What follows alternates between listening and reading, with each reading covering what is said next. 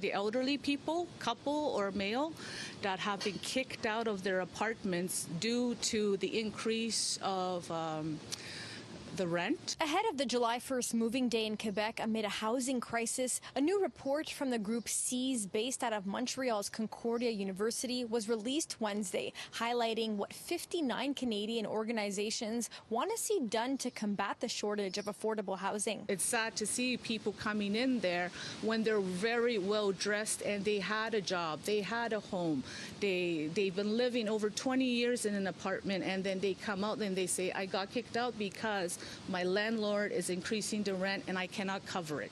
Half of the time, most of them just end up on the streets, and it's sad to say, some of them end up just dying.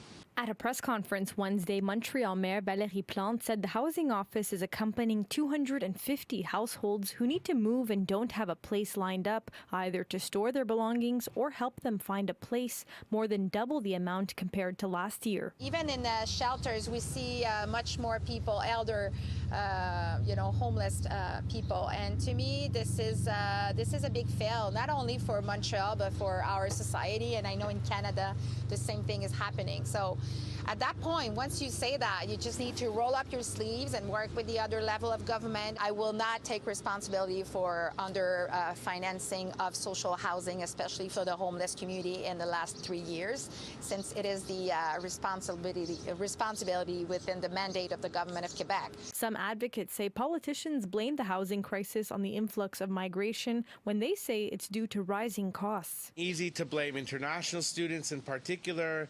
It's been able to blame asylum seekers for housing crisis. But that doesn't explain a housing crisis in Shawinigan, which has actually one of the lowest migration rates in all of the country. The report is calling for more publicly funded social housing. As working together, maybe we can voice this out more powerfully, but hopefully our voices get heard. In Montreal, Alyssia Rubertucci, City News.